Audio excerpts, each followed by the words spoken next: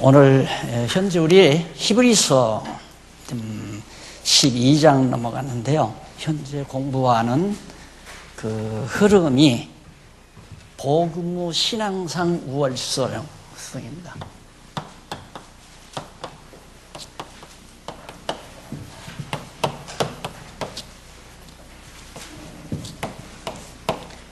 장에서부터 아마 될걸요?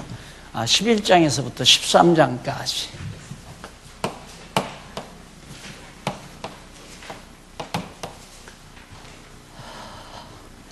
예수님의 신분이 구약의 누구보다도 우월하고 예수님의 하시는 사역이 구약의 어떠한 누구의 사역보다도 우월하다. 그것이 두 번째까지입니다. 그리고 마지막으로 지금 복음 후 신앙상 우월성, 예수 그리스도를 믿는 이 복음이 신앙상으로 얼마나 우월한가, 이것을 이제 히브리서 기자가 변증하는 내용이거든요. 이렇게 변증하는 것은 유대주의를 따르지 말라. 지금 너희 안에 깊이 잠입되어 있는 율법주의 선생들을 따르면 안 된다. 오직 예수 그리스도를 믿고 그 그리스도를 믿는 그 복음의 신앙이 월등하게 구약시대의 신앙생활보다도 월등하게 우월하다는 사실을 증명해가는 그런 내용입니다. 그 가운데서 신앙 행위의 우월성, 첫째가 신앙 행위의 우월성.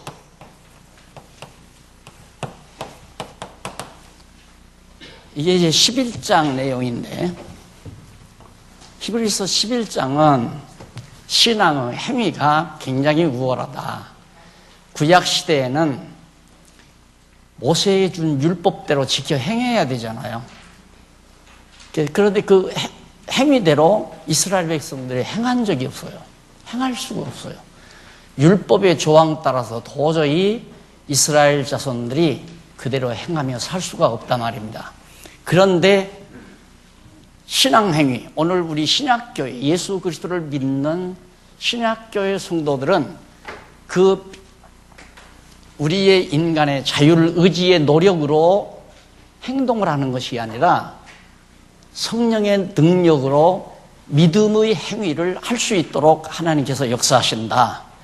그러니까 하나님께서 성령을 보내어서 우리의 연약성을 도와 하나님의 뜻대로 믿음의 행위를 하도록 역사해 가신다. 그러니 얼마나 구약의 신앙보다도 복음 후 신앙이 우월한가를 말해주고 있죠. 그래서 이제 오늘 그 두 번째로 생활 교훈의 우월성. 지금 두 번째가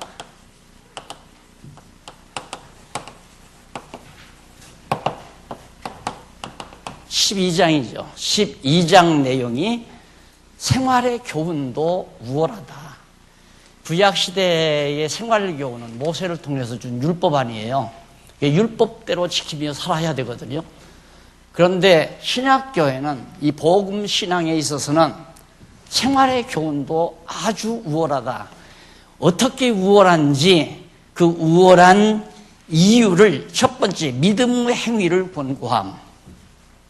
첫 번째가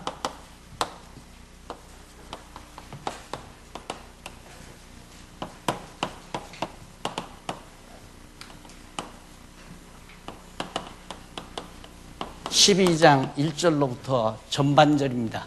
1절로부터 13절까지 믿음의 행위를 권고한다. 그러니까 무조건 도둑질하지 말란다고 해서 도둑질을 안 하려고 노력하는 것은 구약시대의 율법적 행위죠.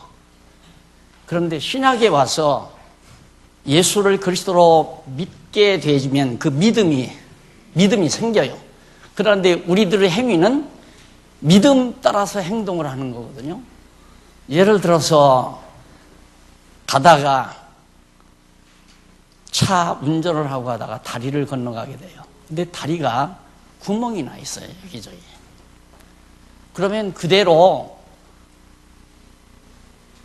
차를 몰고 갈 사람은 아무도 없을 거예요.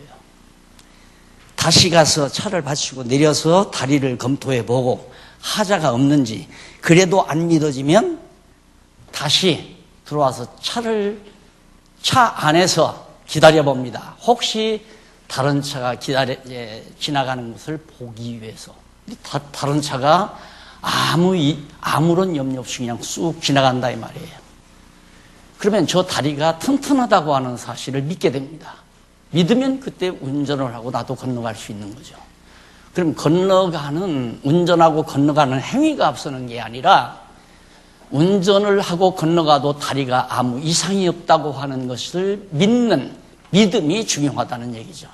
그래서 신약교회 시대에는 하나님께서 믿음을 주어서 믿음대로 행하게 한다. 그러니까 믿음을 주신 분도 하나님이시고 행하게 하시는 분도 성령의 능력에 의해서 행하게 되는 거죠. 그런데 구약시대에는 믿음을 주는 것이 아니라 율법을 주어서 율법의 조항대로 행하게 하니까 얼마나 무거워요. 이거 도둑질도 말아야 되고 거짓말도 말아야 되고, 그런데 거짓말 안 하면 손해가 날 것 같고 또 도둑질을 안 하면 내가 먹고 살 수가 없을 것 같고, 이런 데서 많은 갈등을 겪게 됩니다. 그러나 복음 신앙에 있어서는, 복음을 믿는 신앙에 있어서는 아무 걱정 염려할 거 없어요. 하나님이 믿음을 주시는 만큼만 행동을 하며 살게 되는 거죠. 그러니까 믿음대로 행하라라고 하는 명령을 하는 것이 아니라 믿음을 주어서 믿음으로, 믿음의 능력으로 행하게 해가는 그 이유가 믿음으로 믿음에 이르게 한다고 그랬죠. 이스라엘 백성들이 처음에는 애굽에서 나와서 홍해바닷가에 머물러 있었어요. 홍해바다가 막 무섭게 흐르고 있어요. 뒤에서 애국 군대들이 쳐들어와요. 절대 홍해바다를 건너가지 못합니다. 왜? 빠져 죽을까 봐서. 그런데 하나님께서 먼저 홍해바다를 갈라줘요. 딱 갈라놓으니까 그 다음에는 건너가요. 자, 이것이 첫 번째 믿음이에요. 그런데 가나안 땅 들어가기 직전 요단강가에서는 요단강이 갈라지지도 않았어요. 갈라지지도 않았는데 제사장들이 12지파 족장들 제사장이 앞장서서 바로 그냥 흐르는 요단강물로 들어가 버려요. 이제 믿음이 생겼으니까. 어떤 믿음이? 하나님께서는 우리를 가나안 땅까지 인도하신다는 언약 따라 우리는 가나안으로 들어가야 된다. 그 믿음이 홍해바다를 건너는 것을 통하여 믿음이 왔단 말입니다. 믿음이 주어졌어요. 그러니까 그 믿음의 행위가 요단강이 건너가는데도 그냥 들어가는 거예요. 그러니까 갈라지잖아요. 이걸 믿음의 행위라고 그래요. 쉬운 겁니다. 그러니까 신약교회 성도들은 믿음으로 살아가는 행위가 너무 쉬워요. 안 믿어지면 안 하게 되는 거고, 안 하는 것이 아니라 안 믿어지면 안 하게 돼요. 믿어지면 하게 되고, 이것이 믿음의 성숙이란 말입니다. 점점. 그러니까 믿음이 작으면 작은 일만 행하게 되고, 그 다음 크면 큰 일도 행하게 되고, 이게 이제 오늘 신약교회 성도들이 행하는 믿음의 행위란 말입니다. 그걸 권고하는 거예요. 그러니까 믿음이 없는 행위는 그건 다 위선이에요. 믿음으로 하지 아니하는 것이 죄라고 그랬잖아요. 그러니까 내가 믿음이 없는데도 남들에게 보여주기 위해서 했다. 그건 위선이에요. 절대 위선. 그러니까 믿음의 행위를 권고하는 것은 순수한 하나님께서 행하게 하시는, 믿음으로 살게 하시는 그 삶을 통해서 행동하며 살아라. 그런 권고란 말입니다. 그러니까 구약시대에 행위를 율법대로 살라고 하는 행위와는 비교가 안 될 정도로 우월한 거죠. 구약시대에는 인간의 노력으로 행해야 되고 의지력으로 노력해서 행하려고 해야 되지만, 신약시대에는 하나님께서 믿음을 주어서 행하게 하신다. 이것이 복음시대, 즉 예수 그리스도를 믿는 복음의 신앙상 우월성 가운데 하나, 바로 생활 교훈이 굉장히 우월하다. 이것을 우리가 13절까지 해서 지난 시간 공부했어요. 오늘은 두 번째, 두 번째, 교재 9239페이지 나옵니다. 거룩한 생활을 권고함.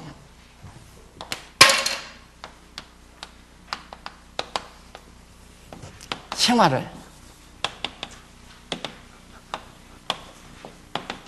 12장 14절로부터 마지막 끝절까지 29절까지 거룩한 생활을 권고합니다. 이게 참, 그래서 이 종교인들이 위선자가 많아요. 저런 성경을 잘 모르게 되면, 성경은 거룩하게 살라고 했으니까 내가 거룩하게 살도록 노력해야지 해서 거룩한 모습을 내려고 애쓰는 거예요. 그래서 내가 늘 말하지만 성직자들이 소위 성직자라고 그러잖아요. 이렇게 하는 이유도 거룩한 폼을 재기 위해서 이렇게 하는 거거든요. 여기다가 다른 이상한 가운 같은 걸 뒤집어 쓰는 것도 거룩한 폼, 모형을 내기 위해서 그런단 말입니다. 왜? 성경에 거룩한 생활을 하라고 권고하잖아요. 그러니까 성경이 나에게 거룩한 생활을 하라고 했으니까 나는 거룩한 생활을 해야 한다. 이것이 모든 대중들이 생각하는 성경에 대한 관점이에요. 성경을 어떻게 보느냐? 성경이 하라고 했으니까 나는 해야 된다. 이거거든요. 그런데 여기서 하나 깔끔하게 정리할 일은 명령하신 하나님이 명령대로 행하게도 하신다. 믿음의 행위를 권고하신 하나님이 믿음의 행위를 하도록 섭리하신다. 거룩한 생활을 하라고 권고하시는 성령 하나님께서 우리로 하여금 거룩한 생활을 하게 하신다. 자, 교재 39페이지 제일 밑에 줄 한번, 밑에 패라그라. 밑에서 6째 줄이죠. 거기 보면 일찍이 여호와 하나님께서는 모세로 시내산에서 거룩하게 되는 성화 규례를 명하여 불결한 이스라엘 자손으로 거룩한 백성이 되게 하셨다. 그 말이에요. 하나님은 이스라엘 백성도 모형적으로 거룩한 백성을 삼았어요. 그런데 달라진 게 뭐냐? 달라진 건 할례 행한 거예요. 그냥 몸에다가 남자들, 사내 아이들 생체기 끝에 흉터 하나 생기는 것을 통하여 너는 거룩한 백성. 또 레위 자손들은 똑같은 이스라엘 자손인데 성이 거룩한 의복, 제사장의 의복을 입혀가지고 의복을 만들어서 그걸 입혀놓고 기름 몇 방울 떨어뜨림으로 거룩한 제사장이라고 일컬어줘요. 그러니까 실제 이스라엘 백성들이, 레위 자손이나 이스라엘 백성들이 거룩한 생활을 해서 거룩한 백성이 되게 한 것이 아니라 그냥 하나님께서 옷을 입히거나 어떤 할례를 행하게 해서 거룩하다고 하나님이 인쳐줘 버렸어요. 이것이 모두가 다 하나의 그림자요, 모형이거든요. 무슨 모형? 하나님께서 거룩한 생활을 하게 하신다 그 말이에요. 그러면 거룩한 생활을 어떻게 하게 하시는가? 우선 보십시다. 거룩한 생활을 권고하는데 첫 번째로 12장 14절로 17절에 보면 40페이지 나오죠. 거룩함을 쫓아 불결 및 불의함이 없도록 할 것을 권고합니다. 거룩함을 추구하다가 보면 불결한 것, 또 불의한 일이 내게서 자꾸 멀어져 가잖아요. 자꾸 멀어져 간다. 그걸 없도록 권고하시는데 그게 누가 하시는 일이라면 성령께서 해가시는 일이에요. 성령께서. 그러니까 14절로 17절 내용 말씀 이렇게 하라고 성령께서 말씀하심으로 그 말씀의 능력이 나로 하여금, 내가 늘 이 도표 그려지잖아요. 이 도표 딱. 우리 인간은 다 이렇게 되어 있거든요. 이건 영의 소욕, 이건 육의 소욕이란 말입니다. 이건 마음이고, 마음이 영적으로 조금밖에는 이렇게 치우쳐 있지 않기 때문에 항상 이런 상태에서는 믿지 아니하는 사람이나 거의 방불해요. 늘 육체의 욕심 따라 살아간다 이 말입니다. 그런데 성령께서 말씀으로, 하나님의 말씀, 양식, 영의 양식이요, 말씀으로 자꾸 영의 소욕을 키워가요. 이렇게 자꾸 하나님의 말씀을 듣고 또 듣고 말씀으로 영혼이 새 힘을 얻게 되면 속사람이 거듭난 영의 소욕이 자라나잖아요. 자라나면 육신의 소욕이 점점 줄어들어 갑니다. 이렇게. 그러다 보니까 거룩하게 되어져 간다.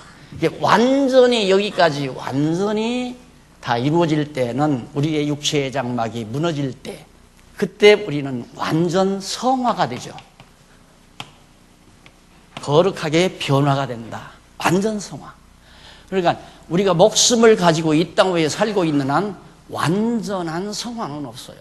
과정적으로 거룩하게 살다가 또 불결하게 살기도 하고 거룩하게 살다가 불결하게 살기도 하고 자 이렇게 이제 많이 크면 가능하면 어지간하면 다 이기죠. 육체의 욕망을 다 이기고 성령의 소욕이 커서 거룩한 생활을 계속해서 해가는데 예를 들어서 술을 잘 먹는 분이 늘 술을 먹고 실수한다 이 말이에요. 그런데 예수를 믿고 하나님의 말씀을 자꾸 공부하다가 보면 매일같이 술 먹던 사람이 점점 한 달에 한 번, 한 주일에 한 번, 한 달에 한 번, 두 달에 한 번, 1년에 한두 번 그러다가 나중에는 3, 4년 지나면 아야 술을 딱 끊어버리게 되잖아요. 이렇게 해서 점진적으로 거룩하게 되어져 간다. 거룩하게 된다가 아니라 되어져 간다. 진행이에요. 계속해서. 지금 우리들은 거룩한 백성으로 되어져 가고 있는 거예요. 그래서 이 다음 하나님께서 부르시는 날 우리의 육체의 목숨, 육체의 장막이 무너지는 그 순간이 우리 하나님의 백성들에게는 최대의 축복의 나란이에요. 모든 육체의 소욕이 완전히 사라지는 때니까 이것이 조금이라도 남아있는 한 항상 바울이 고민했듯이 선한 일을 하고자 하는 마음 가운데 악이 자꾸 나를 유혹한다 이 말이에요. 그러면 넘어가게 되죠. 그때 성령께서 나라에 가면 강하게 말씀으로 역사하시면 이겨낼 수가 있죠. 그래서 거룩한 생활을 권고하는데 거룩한 생활이 우리 육신 몸이 붙어있는 날까지 완성되지는 않는다. 점진적으로 자라날 뿐이고 따라서 우리 성도들끼리 서로가 상대가 실수하면 아 형제가 실수했구나 나도 실수하는데 이렇게 생각을 해야지 실수하면 너는 죽었다 너는 잡혔다 이제 이거 그냥 완전 공부해서 너 박살내겠다 이건 아니잖아요. 왜? 완전한 사람이 없으니까. 상대의 실수를 보면서 나도 과거에 저랬어. 또 지금도 저러는 경우가 많이 있고 저 사람은 왜 저렇게 시기 질투가 많아? 자기는 시기 질투 하나도 없는 줄 알고 그런 얘기를 하거든요. 그래서 내가 그런다고 그랬잖아요. 목사님 아무개 집사는 정말 못됐어요. 그러면 어떻게 못됐어? 묻는 게 아니라 당신은 안 그랬어? 내가 그런다고 그랬죠. 아마 나하고 오랫동안 사신 분들은 아마 많이 들었을 거예요. 당신은 그렇게 안 했어? 다 그러는 거예요. 다 인간은 허물투성이고 부족하고 그렇지만 우리는 거룩한 생활을 권고하시는 하나님의 말씀의 능력이 우리로 하여금 점점 거룩한 생활을 하게 가도록 섭리해 가신다. 그러니 구약의 행위, 구약시대의 율법을 지키는 행위와는 전혀 다르잖아요. 이때는 구약시대에는 하나의 할례를 행하고 제사장 의복을 입어서 속알맹이는 다 부정한데 겉으로는 거룩한 척하고 보이지만 그게 모형이란 말입니다. 그런데 오늘 우리는 거룩한 생활을 하게 하시는데 실제로 알맹이도 이렇게 거룩할 뿐만 아니라 완전히 그리스도의 의의 옷으로 우리를 딱 덧입혀서 의롭다고 하나님이 일컬어 주는 거고 거룩하다고 하나님이 칭해 주신다. 그래서 구약시대의 신앙생활, 거룩한 생활보다 신약시대, 복음 신앙상 신약시대의 거룩한 생활이 훨씬 우월하다는 것을 강조해 주고 있는 겁니다. 그것이 바로 14절로 17절까지 나오는 얘기인데 모든 사람이 더불어 화평함과 거룩함을 조추라고 그러죠. 여기서 화평함이라는 말이 그 밑에 나와요. 그 밑에 중간쯤 보면 여기 화평함은 헬라어로 에이레네라고 하는 말인데 이는 평화 또는 하나가 됨, 안식 이런 뜻을 겸해서 가지고 있어요. 근데 여기서 눈에 들어오는 게 하나가 된다. 평화롭다고 하는 것은 모두가 하나가 되면, 가족도 모두가 한 마음 한 뜻이 되면 가정이 평화로워요. 나라도 모두가 한 마음 한 뜻이 되면 모두가 평화로워요. 교회도 한 마음 한 뜻이 되면 다 교회도 평화로워요. 그렇기 때문에 하나가 된다는 것이 매우 중요하다. 원래 머리가 하나니까 지체도 다 머리 안에서 하나가 돼야 되는 건 당연하잖아요. 그런데 만약에 우리 교회가 이 교회가 세상 나라처럼 정치적인 기구가 되면 자꾸 명령하게 돼요. 이래라 저래라. 법률에 의해서 명령한단 말입니다. 명령은 반드시 두 팔을 만들어 놓습니다. 명령에 따르는 자와 명령에 안 따르는 자.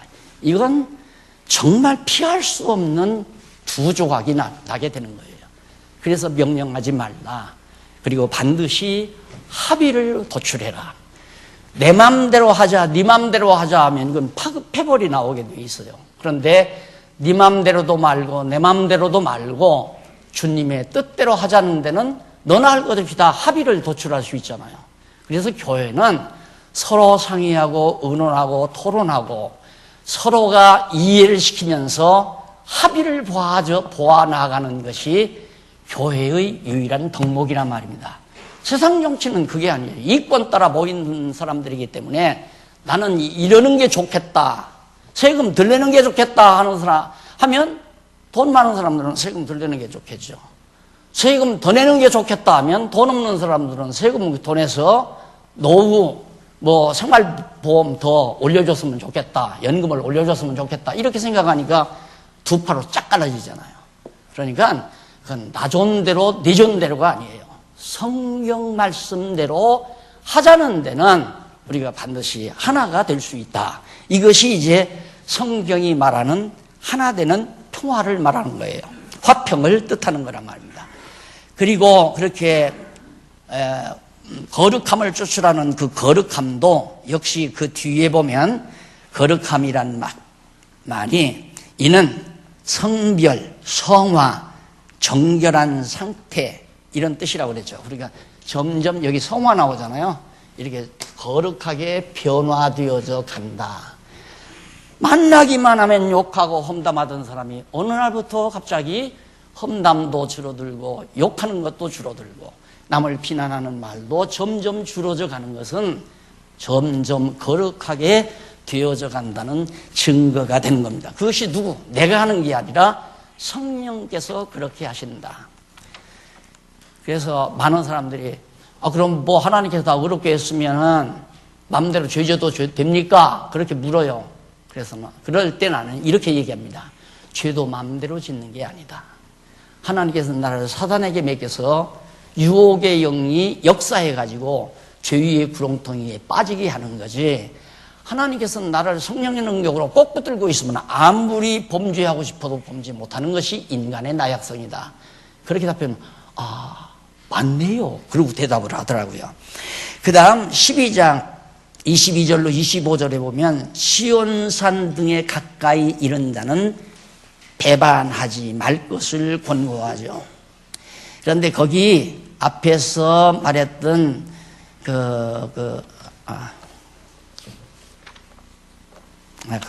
빠졌네요. 17절까지 내용이 이제 거룩함을 쫓으라는 것이, 이것이 없이는, 거룩함이 없이는 아무도 주를 보지 못한다. 거룩해야만이 거룩한 하나님을 볼 수 있다. 너희는 돌아보아 하나님의 은혜에 이르지 못하는 자가 있는가 두려워하라. 여기서 하나님의 은혜에 이르지 못하는 자는 유대인 그리스도인들 가운데, 유대인으로서 예수를 믿는 자들 가운데 그대로 예수를 믿고 하나님 앞에 나아갈 자가 있는가 하면 그 중에는 거짓 선생님들, 유대인 거짓 선생님들이죠. 이 사람들은 하나님 앞에 나갈 수가 없는 자들이에요. 거짓말을 자꾸 하니까. 예수가 하나님의 아들이라고만 가리키는 게 아니라 예수도 믿고, 그러니까 우리가 쏘아 넘어가는 이유가 뭐 하나는 성실하게 해줘요. 예를 들면 10만 원을 꺼가지고 아주 정확하게 갚아요. 그 다음 50만 원 꺼가지고 정확하게 갚아요. 그 다음 달에는 500만 원, 5천만 원으로 올라갑니다. 그러니까 일단 신용을 지켜서 딱 이행을 하면 누구나 믿잖아요. 거기에 믿은 다음에 이제 가짜 속여먹기 위해서 행동을 한단 말입니다. 그러니까 진리도 그래요. 예수 믿어야지. 믿어야 그분이 그리스도고 하나님의 아들이니까 정말 맞아. 정말 진리를 얘기하네. 그러나 할례도 받아야 된다. 그리고 십계명도 지켜야 되고 안식일도 지켜야 된다. 바보라고는 좀 다르네. 그런데 이게 맞는지도 몰라. 그래서 말려 들어가는 거예요. 오늘날 개신교가 오늘의 이 모습이 되지는 것도 한꺼번에 그렇게 되지는 것이 아니잖아요. 500년 동안 군더더기가 붙고 또 붙고 또 붙어서 완전히 번거지 같은 교회가 돼버리고 만 거죠. 기독교 아닌 기독교가 돼버렸다 이 말입니다. 교회가 아닌 교회가 돼버리고, 그래서 교회 아닌 교회 모습이 진짜인 줄 알고 그렇게 교회 아닌 모습으로 가자면 맞아, 과거의 교회가 그랬어 하고 자꾸 가려고 하는 인간의 회귀 본능이라는 게 있어요. 바르게 가야, 방향을 바르게 정하고 가야 되는데 과거 옛날 잘못된 것으로 다시 돌아가고자 하는 회귀 본능, 그게 안정스러운 것 같고, 그래서 인간들이 자꾸만 타락하게 되고 부패하게 되고, 교회도 그래서 부패하게 되고. 그래 이스라엘 백성들이 예수를 믿고 구원을 얻는 자들도 있지만은 예수를 믿는 유대인들이 가짜로 믿는 거죠. 거짓말을 보태가지고 자꾸만 유대인 크리스찬들을 유혹해서 넘어뜨리려고 하니까 히브리서 기자가 이것을 단단하게 변호하는 내용이 거기 나오는 겁니다. 그러면서 이스라엘 자손이 시내 산에 접근하지 못한 이유가 뭔지 아느냐? 이스라엘 백성들이 애굽에서 나와가지고 시내 산에 머물렀잖아요. 그때 하나님께서 모세만 불러냈어요. 올라오라고. 모세가 올라가니까 백성들은 절대 주변에 접근하지 못하게 해라. 왜? 걸어가지 못하니까. 모세에게도 너 발에 신을 벗어라. 그러니까 벗으라고 그러면서 여기는 거룩한 땅이니까 신을 벗으라 그러잖아요. 거룩한 자에게는 거룩한 자만이 맞을 수 있다 이 말입니다. 그러니까 이스라엘 백성들이 과거 시내산에서는 하나님 앞에 시내산에 접근해 간 사람이 전혀 없어요. 아무도 없지 않느냐. 그 이유는 너희가 걸어가지 못한 때문이었다 그 말이에요. 걸어가지 못했기 때문에. 그래서 레위기의 이제 제사제도를 통해서 피를 뿌려가지고 거룩한 백성을 삼아서 성전 안마당까지 들어올 수 있도록 하나님께서 배려하잖아요. 제사장들은 성소에 들어오고 대제사장은 지성소까지 들어오도록, 그래서 하나님의 이름을 두신 곳까지 대제사장이 들어오도록 하나님이 섭리하셨단 말입니다.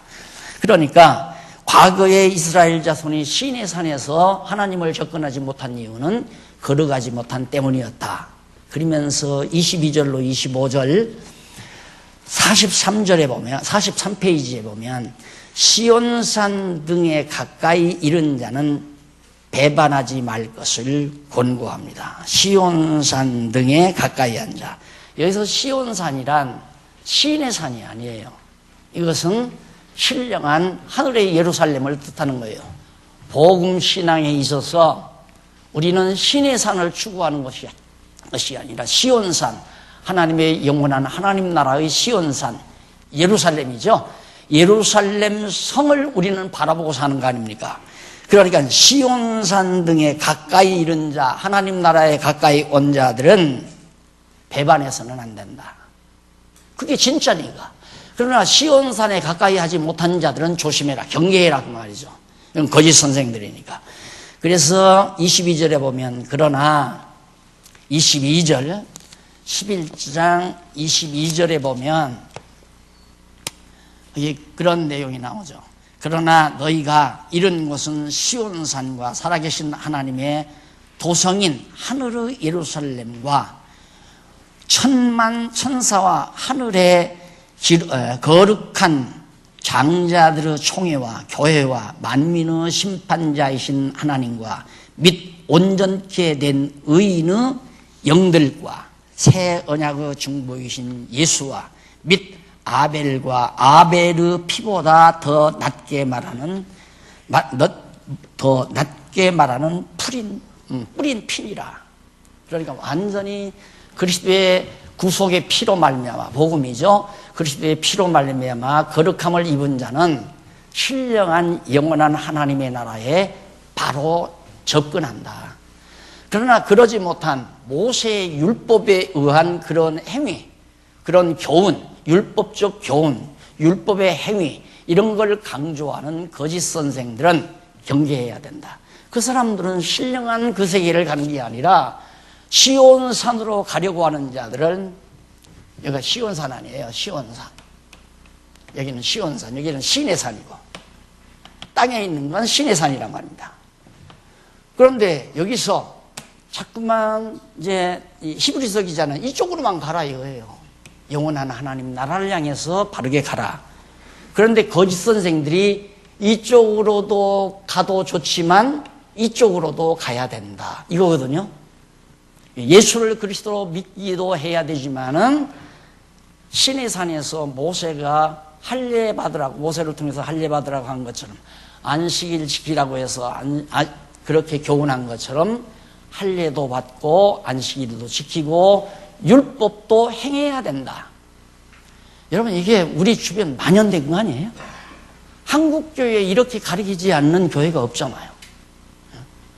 은혜로 말미암아 구원 얻는다고 말하면서, 그러나 생활은 율법 지키며 살아야 된다. 안식일도 지켜야 되고 할례는 받으라고는 안 해요. 참아.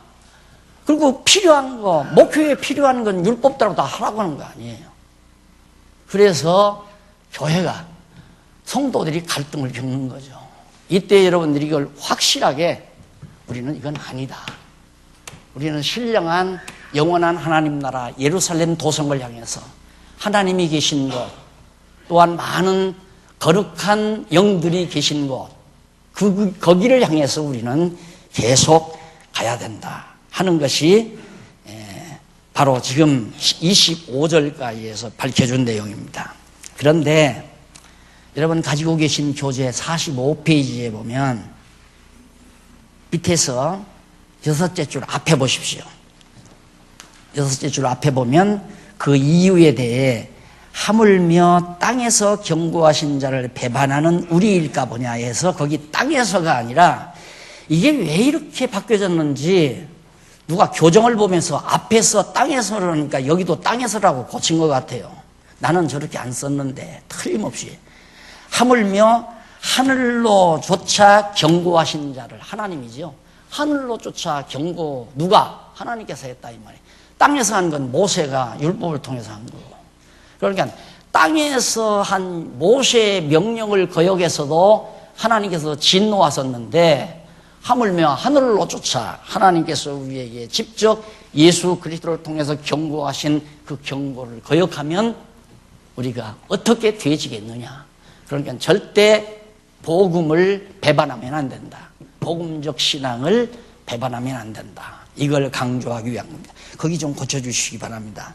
땅에서가 아니라 하늘로 쫓아, 그렇게 말씀. 그 성경에는 그렇게 나와 있어요. 그 다음 26절로부터 29페이지, 9절까지 보면 46절 6페이지죠. 거기 보면 영존하는 나라를 받은 은혜로 하나님을 섬기자고 권고합니다. 자, 이런 문구 하나하나가, 자, 영존하는 나라, 영원히 존재하는 나라. 이 지상에 있는 나라는 영원한 존재가 아니잖아요. 다 사라질 것들 아니에요. 뭐든지 사라지지 아니할 것, 변화되지 아니할 것 하나도 없습니다. 이 땅에 있는 건 다 변화되고 없어지고 할 것들이죠.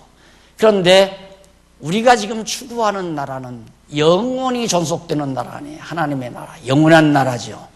그 나라를 받은 은혜로 말해요. 은혜로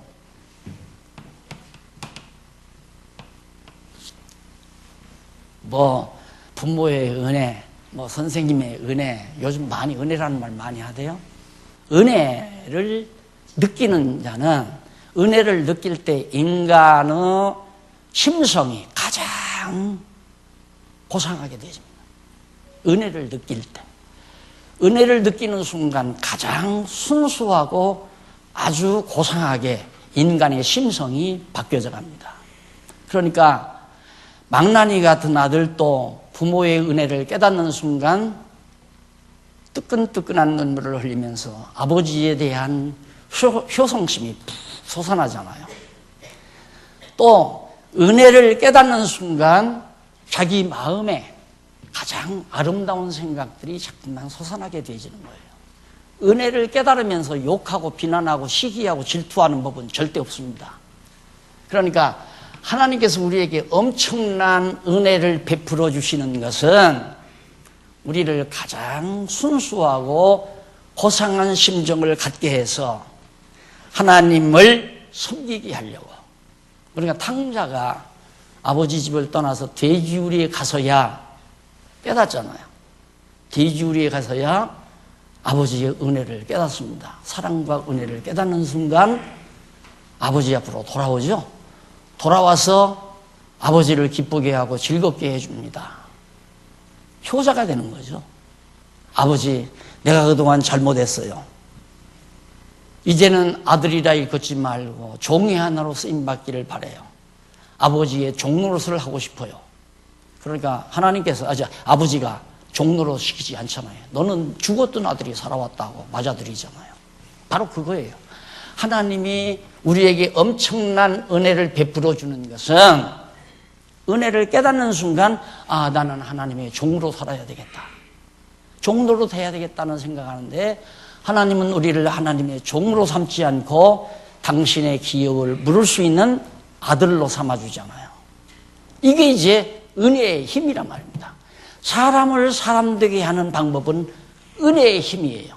하나님께서 우리를 강압적으로 율법을 주어서 이렇게 하면 너 저주한다, 벌 준다, 이런 강압적 방법으로 우리를 당신의 자녀로 삼는 것이 아니라 하나님께서 이렇게 가장 멋있는 방법으로, 가장 정말 고상한 방법으로 우리를 하나님의 자녀가 되게 한다 이 말이에요.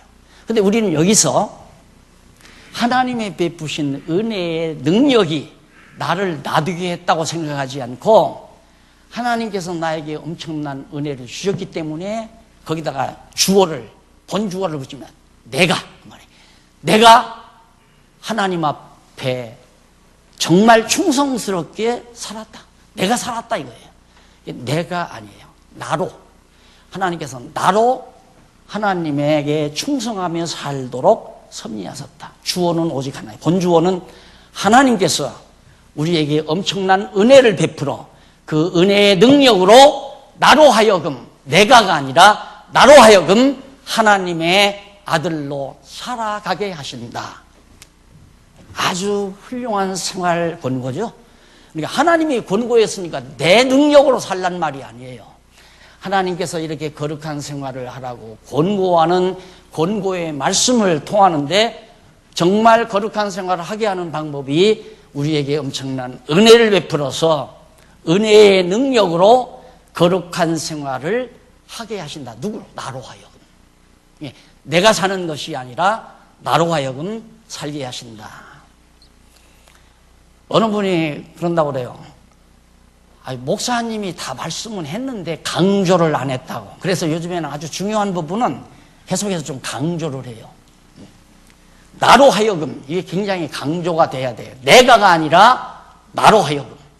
그래서 그것마저도 은혜죠. 나로 하여금 하나님의 아들로서 살아가도록 섭리하시는 것조차도 하나님의 은혜로 말미암아 가능한 것이다.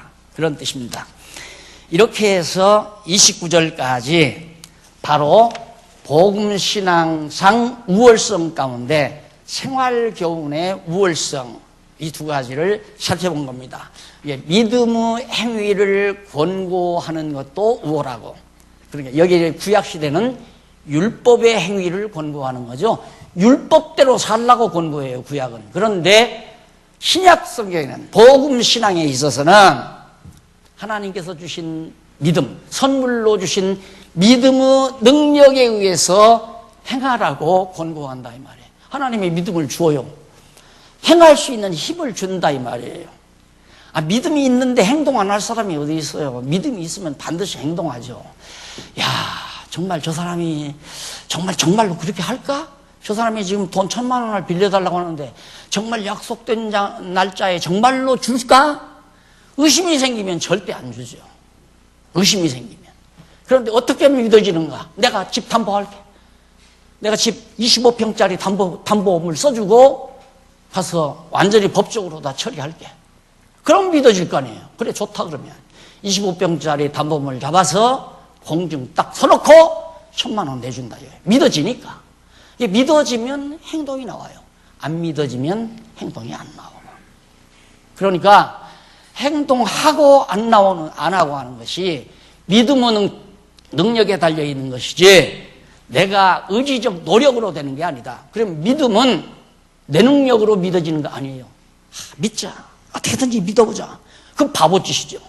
1,000만 원 지금 돈이 없어서 지금 어려움이 돼가지고 사업이 지금 구멍가게가 넘어가려고 해서 1,000만 원을 꾸는 판인데 구멍가게에서 언제 1,000만 원을 벌어요?